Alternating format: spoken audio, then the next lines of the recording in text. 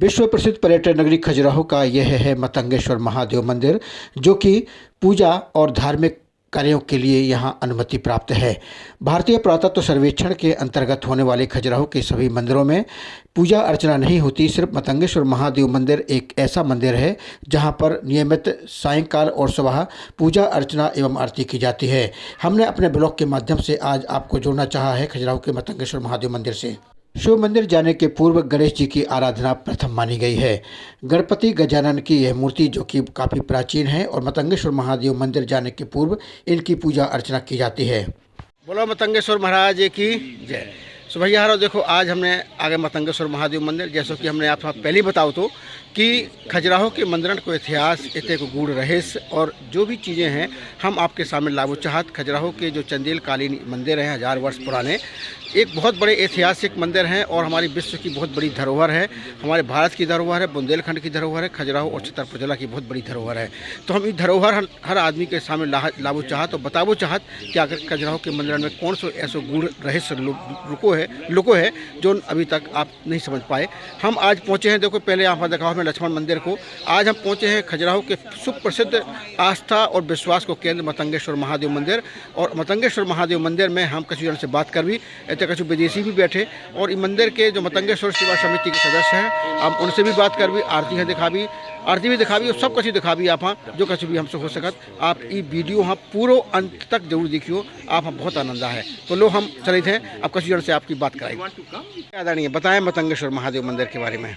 राजीव जी, आपके जो खजुराहो के ब्लॉग्स हैं वो बहुत सक्सेसफुल चल रहे हैं। शायद इसीलिए आज आपने भगवान मतंगेश्वर से दोबारा आशीर्वाद लेने के लिए अपनी शुरुआत इस मंदिर से की है। ये एक ऐसा मंदिर है, एक इसका जो आर्किटेक्ट और डिज़ाइन है, ये हर तरफ से सूर्यदेव का स्वागत करता है, उनको स्वीकारता है, उनसे अभिषेक करवाता है। मंदिर की शुरुआत भगवान मतंग ऋषि से हुई है। कहने के लिए तो बहुत ही किंवदंतियाँ और कहानियाँ हैं, लेकिन सत्यता ये है कि जब सवेरे 5 बजे यहाँ मेडिटेशन करने के लिए विदेशी भी आते हैं तो उनसे जब पूछा जाता है तो वो कहते हैं कि यहाँ जैसी एनर्जी हमने कहीं महसूस नहीं करी। उसका कारण सिर्फ मरकत ध्वजमणि है जो यहाँ विराजमान है। उसी वजह से मुगल्स ने सबसे पहले ट्राई किया था इस मंदिर को खंडित करने के लिए, जो उसमें असफल हुए।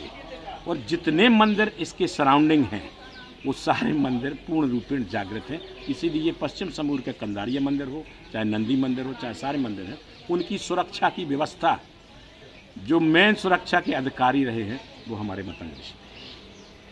आज आपकी यात्रा में आपने देखा कुछ यहाँ के हमारे ओशो के भी यहाँ पे भक्त आते हैं।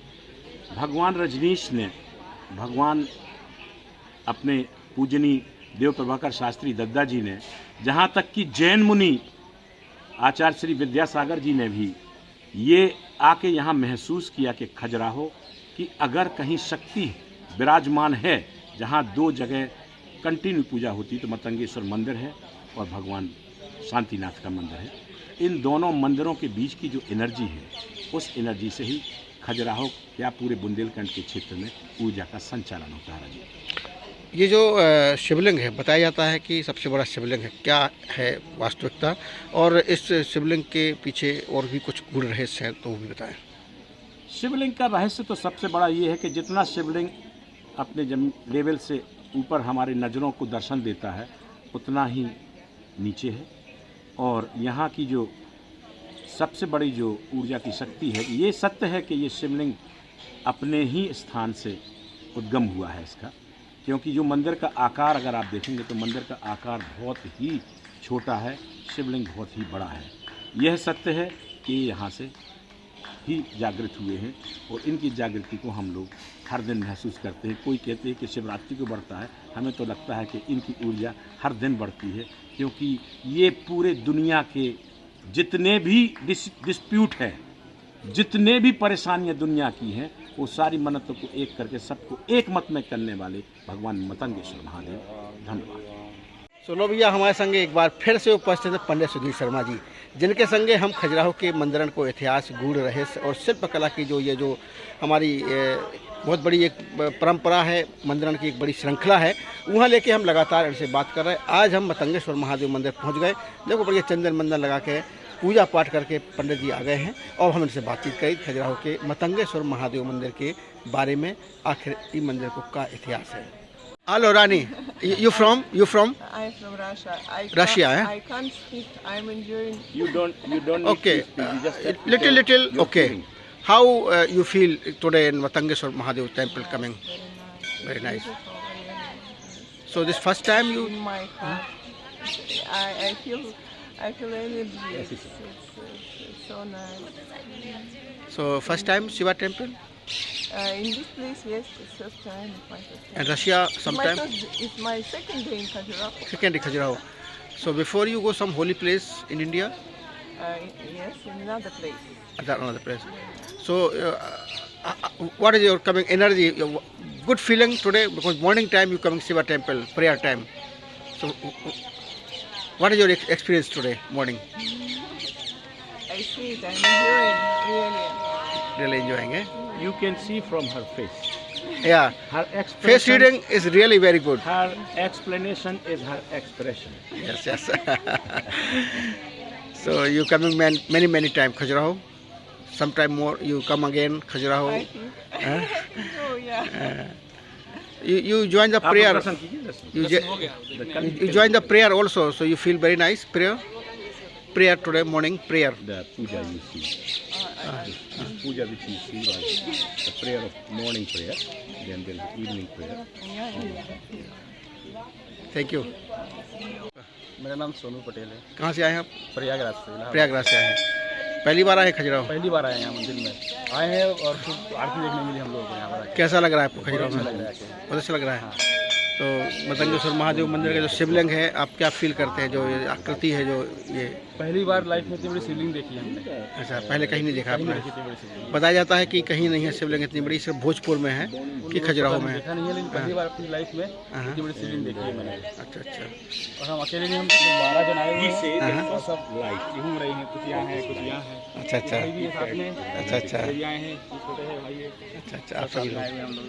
चलिए बहुत अच्छा लगा लगा। आपसे मिलकर और मंदिर देख के एकदम आनंद आ गया। ये हुआ कि सफल हो गया हम लोग का खजुराहो आने और आरती सुबह की। पहली बार आए हैं, हाँ। बार बार आना चाहेंगे? अब चाहे जब प्रोग्राम जाए महादेव जी हम तुरंत आ जाए। बोली मतंगेश्वर महाराज की जय। जय। अब ये हमारे संगे उपस्थित हैं खजुराहो के सुप्रसिद्ध गाइड पथ प्रदर्शक शिवरतन तिवारी जी। हम शिवरतन तिवारी जी से भी जानबे कि आखिर मतंगेश्वर महादेव मंदिर की का गूढ़ रहस्य है, का एक इतिहास है और काय के लाने प्रसिद्ध है मतंगेश्वर महादेव मंदिर, जोन एते हजारन आदमी खजुराहो में आके मतंगेश्वर महादेव के दर्शन करत और धार्मिक धर्म और विश्वास को, एक आस्था को बहुत बड़ो केंद्र बनत जा रहा हो। जी मतंगेश्वर महादेव मंदिर के बारे में कुछ ऐसे गूढ़ रहस्य बताइए जो लोगों को पता ना हो अभी तक। चंदेल राजा हर्ष वर्मन ने ये मंदिर का निर्माण 875 एडी में किया था। 875 एडी में किया था। ये चंदेल राजाओं का तृतीय मंदिर था। ये खजुराहो का सबसे फेमस मंदिर इसलिए है क्योंकि इसकी जो शिवलिंग है 18 फीट ऊंचा शिवलिंग है, जो 9 फीट योनि से ऊपर निकला है, 9 फीट योनि के नीचे गया है।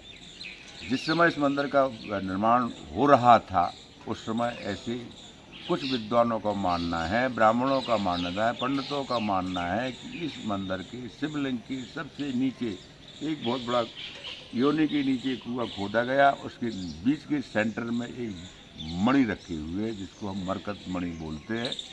उस मरकत मणि के नाम से भगवान शंकर का नाम मतंगेश्वर नाम पड़ा। वैसे भगवान शंकर के कई नाम हैं, कई नामों से जानते हैं।